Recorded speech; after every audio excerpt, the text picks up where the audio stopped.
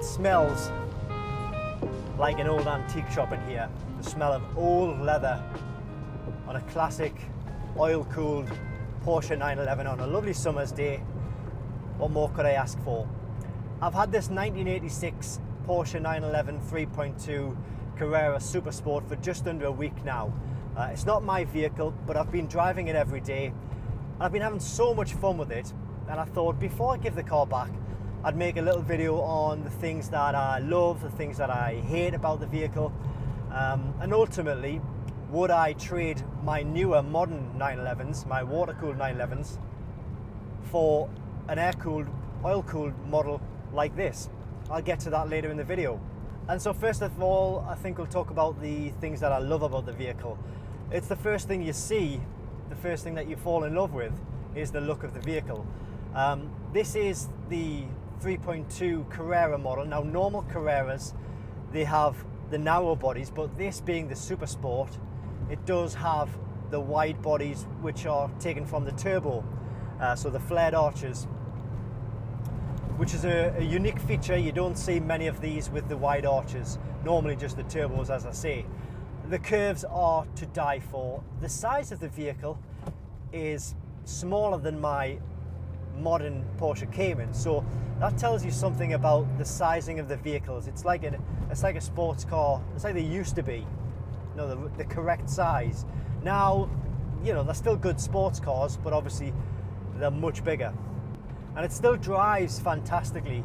Concentration is key on these cars because with it having the rear engine, you need to get used to the vehicle. You need to get used to when to put on the power, when to pull off the power, how to steer the car properly, and just basically understanding what the car's going to do.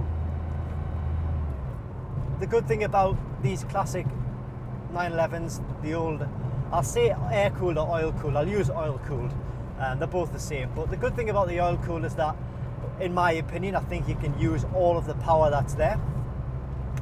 Like a modern 911, they have too much power, so you never get the most out of the car. With this, you can get the most out of it. You can put your foot down, be screaming the nuts off the car, and that's where the enjoyment happens. The power is very linear, so it's a progressive power, and you know exactly how the power is going to be delivered, and you know how long it's going to take to get to where you need to be. It's by no means slow, but it's definitely not the quickest car. So you've got to be careful there. The brakes, again, aren't as good as a modern 911 would be, and we do have a bit of surface water down in this little valley here, so just need to be a little bit careful. I did say I'd take good care of this, so I kind of want to hold up to that promise. So I'm not sure how well the microphones will be able to pick up that flat 6 oil-cooled engine, but it sounds just phenomenal. It's like when it idles, it has like a low sort of grumble, which the water-cooled engines don't offer, and it creates such a unique, pleasant sound, which I think I could probably fall asleep to, and I'm not exaggerating when I say that. If I was struggling to get to sleep, I think I could put the sound of the air-cooled grumble on, and it would send me to sleep. It's so therapeutic. I'm just waiting at a set of temporary here we go, temporary traffic lights, which brings me on to the next thing I love about it. And as I was sitting there's a guy going past in a Porsche Cayenne, give me a thumbs up. It's the attention. Everywhere you go with this car, you'll get people stopping to take photos, you'll get people giving you the thumbs up, waving, shouting across the road, you know, giving me the whistle, giving me the thumbs up. Every petrol station stop, somebody wants to talk about it. I've just filled this up. The guy was talking about it for a few minutes there. When you stop to get a coffee, you're sitting outside the coffee shop, everybody, well not everybody, but people will talk to you about it, and it's a different kind of attention. It's not like, you know, the young lads wanting to race you or anything like that. It's pure admiration.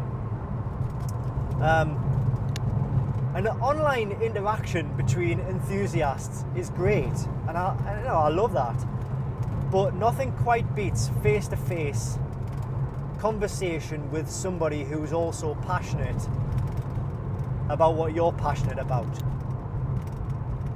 That in itself is therapeutic, and it's also a mental health healer, I firmly believe. You know, speaking to people, like-minded people, who just have no airs or graces, who just simply have the same passion, and all they want to do is talk about that subject. And I love that. I really love that. We come to a few of the bad things about the car. A car doesn't get to be 38 years old without having a few issues, problems, quirks. And as far as this car goes, there aren't any problems that I would say, really. It's just an old car, and you have to get to grips with how an old car drives.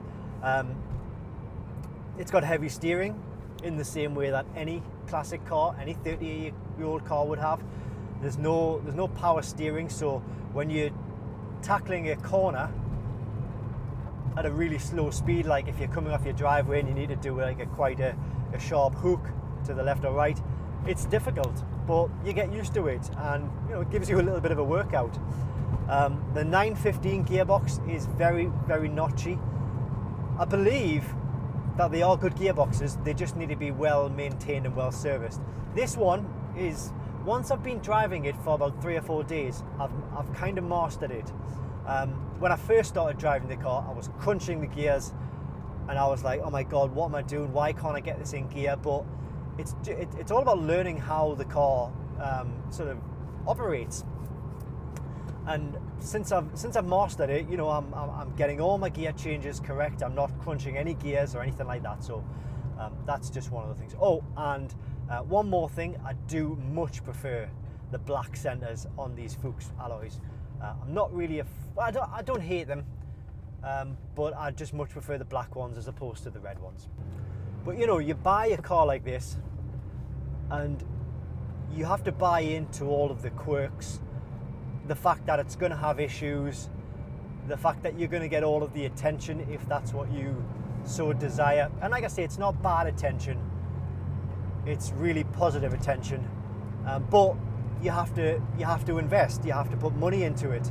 If you want to keep it running, if you want to maintain it, you want to get it serviced properly, every year there will always be something. It's not like, oh well, I've just put £5,000 into it, that should see us for the next 5-10 years. It doesn't work like that. I know from experience through owning modern Porsches that's not how it works, so I can only imagine what it would be like for air-cooled models, oil-cooled should I say.